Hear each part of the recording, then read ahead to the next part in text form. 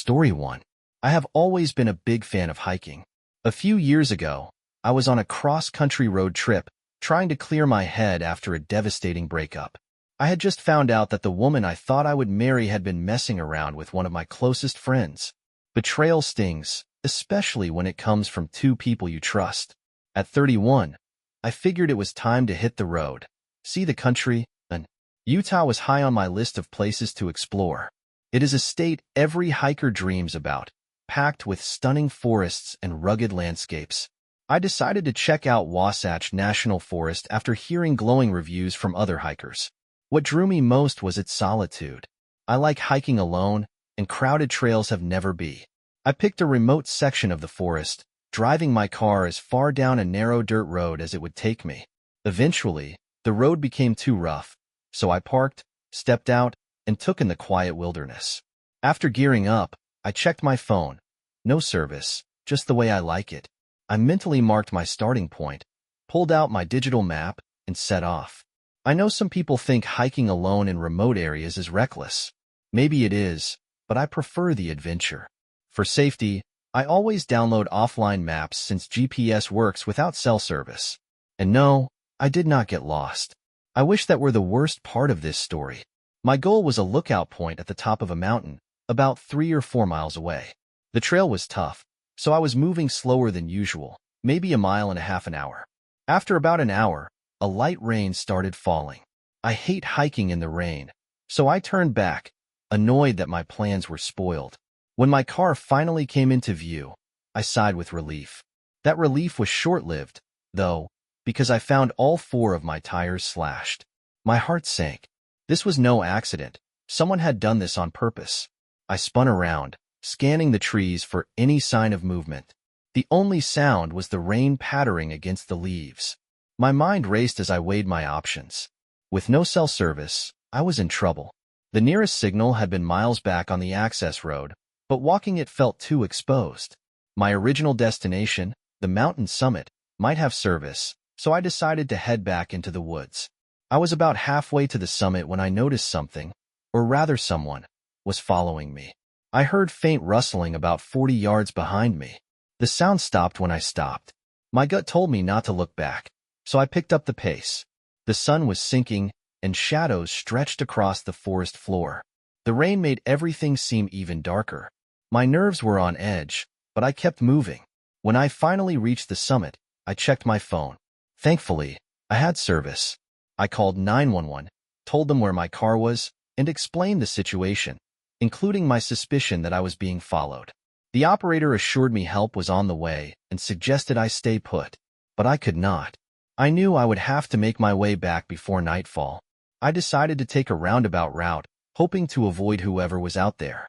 Using my map, I carefully navigated through the woods, staying alert for any strange sounds. For a while, it was quiet. Then, out of nowhere, a twig snapped to my left. I froze, heart pounding, but I did not see anything. A few minutes later, I heard another sound, this time from behind me. My blood ran cold. I was not dealing with just one person. There were several. I picked up the pace, moving into a light jog. My worst fears were confirmed when I stumbled upon a hidden campsite. 12 logs sat in a circle around a fire pit that looked like it had been used recently. My panic spiked. Someone, or several people, had been out here, and it was clear they did not want visitors. As I hurried past the campsite, I caught a glimpse of movement, a foot disappearing behind a tree. That was it. I broke into a full sprint, tearing through the woods without care for noise or direction. The sounds of pursuit grew louder behind me. They were not trying to hide anymore. Finally, I reached the access road. I saw my car and, to my immense relief, a police cruiser parked nearby. I collapsed by the officer's car, gasping for breath, and managed to tell him what had happened. The officer told me something that still sends chills down my spine. He explained that Utah is home to several isolated religious groups and cults. Some of these groups have a strong presence in remote forests, including the one I had been hiking in. It is not uncommon for hikers to stumble across them, and they do not take kindly to outsiders. Even now, years later, I cannot make sense of what happened. Why not just tell me to leave? Why stalk and chase me through the woods? That day changed how I approach hiking, and it is a story I will never forget. Story 2. I would not call myself an expert hiker, but I have been passionate about it for decades. I have trekked all the major trails across the United States and visited over 75% of this country's breathtaking national parks. With so much ground covered, I started looking for new ways to keep things exciting. Lately, I have taken up a unique hobby, scouring Google Maps for unnamed forests and diving into them to explore. It is a bit unconventional, sure, but the thrill is worth the risk. At least, that is what I thought until this experience. To keep from getting lost, I came up with a system that works pretty well. I carry a pack of homemade route marking stickers that I stick to trees as I go. On my way back, I pull them off to avoid leaving any trace behind. It is simple but incredibly effective, practically foolproof. This time, I decided to explore the Dudleytown Forest in Connecticut. Now, if you know anything about this place, you are probably shaking your head already. The entire town was abandoned back in the 1800s, and it is surrounded by all kinds of creepy legends. Some folks say the area is cursed. Others claim it is haunted. Me? I am not one for ghost stories or superstitions. To me, it was just another forest with a bonus. Because it is technically off-limits to the public, I figured I would not run into anyone else. Solitude is exactly what I am after on these trips. Being from New England, the drive was not bad at all. I arrived at the forest around noon to make sure I had plenty of daylight. As soon as I stepped in, I got why people find this place unnerving. It was dead silent. I mean completely silent. You do not realize how much noise forests usually have. Birds chirping, leaves rustling. Until there is none of it. All I could hear was my own breathing, and that was unsettling, to say the least. Still, I pressed on, sticking my markers to trees as I went. The eerie quiet started getting to me, but I told myself it was just my imagination. I kept hoping to see an animal, a squirrel, a bird, anything, but there was nothing. Eventually, I found myself wishing I would even bump into another person, just for a sense of normalcy. After some time, though, I started to relax. The silence became less oppressive, and I let myself enjoy the hike. That calm was short-lived. Out of nowhere, I heard it, a strange, wailing sound. It was low and mournful, like an injured animal. It echoed through the woods, breaking the heavy silence, and sent a chill straight down my spine. I stopped to listen, trying to pinpoint the source. At first, I thought it might be the wind, but there was no breeze at all. My logical side told me it was probably a wounded animal. Deep down, though, I did not believe that. I decided to walk away from the sound until it faded into the distance. Looking back, I cannot explain why I did not just turn around and leave right then. Maybe I was being stubborn. I told myself that if one more weird thing happened, I would head back. As I walked, my mind raced with questions. If it was an injured animal, how had it gotten hurt? Was someone hunting out here? I had not heard any gunshots, and I could not imagine a hunter leaving an animal to suffer like that. While I was lost in thought, I noticed something odd ahead. A tree with strange carvings on its bark. The marks were not letters, just random slashes and gouges. I looked around and saw that several nearby trees had the same eerie carvings. That was enough for me. I decided I had seen more than I needed to and started heading back. As I retraced my steps, pulling down my trail markers, I noticed something else that made my blood run cold. Up ahead, I saw what looked like a bear den or maybe a small cave. I stopped in my tracks. There was no way I could have missed something like that on my way in. Then it hit me. The trail markers were too low. They should have been at shoulder height, but now they were at waist level. Someone had moved them. My heart started pounding. Someone had been following me, deliberately messing with my markers to lead me to that cave. I turned and sprinted back the way I came, not even caring about the noise I was making. I had no idea where I was going, but I just wanted to get out. I stopped briefly to catch my breath and pulled out my phone. By some miracle, I had 1 bar of signal. I quickly checked my location on the map and figured out the direction I needed to go. Just as I got my bearings, the signal dropped. It did not matter. I knew the way now. That is when the wailing started again, louder and closer this time. It seemed like it was coming from right behind me, but when I turned to look, I saw nothing. I ran faster than I ever had in my life, my lungs burning, my legs screaming. The sound followed me, relentless, until finally, I burst out of the forest and onto the edge of the parking area.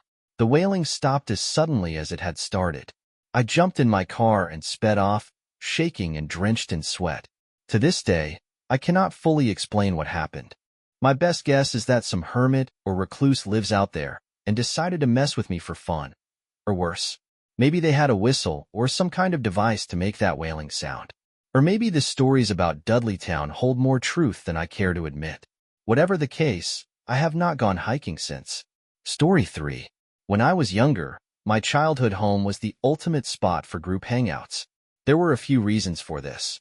My dad had a massive man cave in the basement stocked with an almost unlimited supply of beer, and my parents usually let us hang out down there without bothering us too much. On top of that, we lived on a large plot of land bordered by a decently sized forest.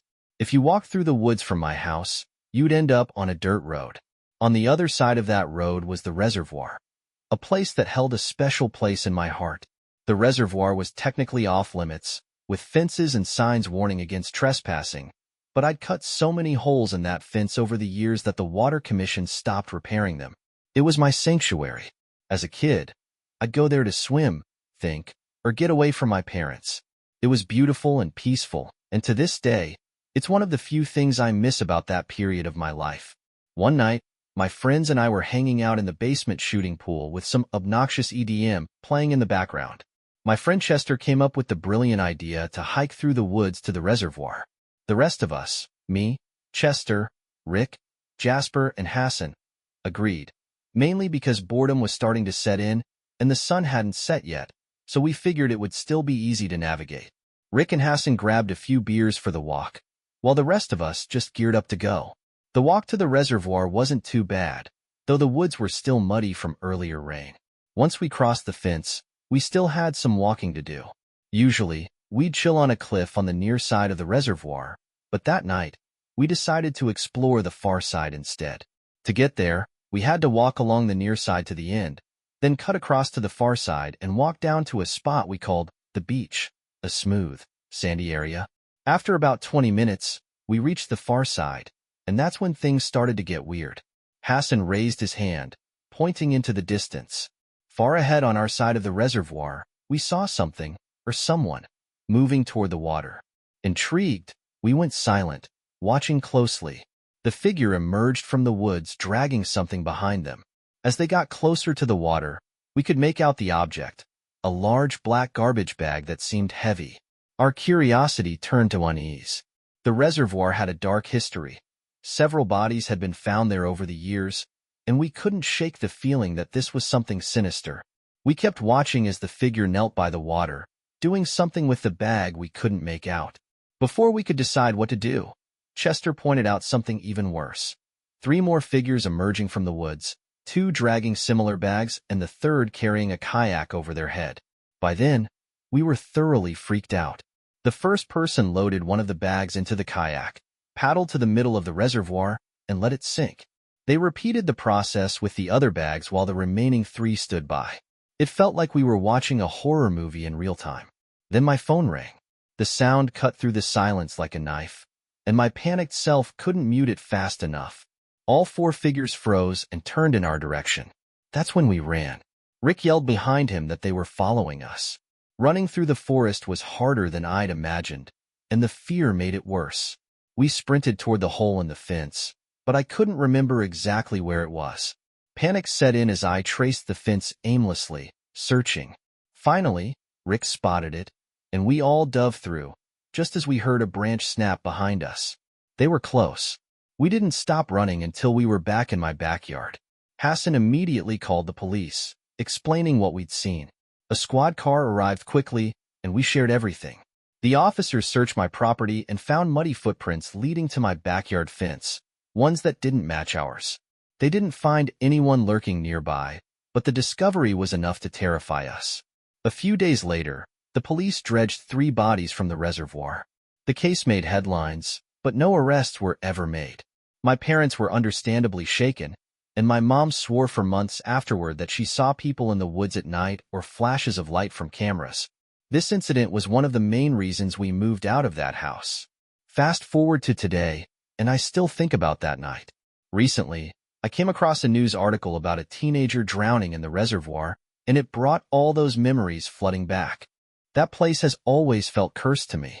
I can't help but wonder how many more tragedies have happened there that no one will ever know about.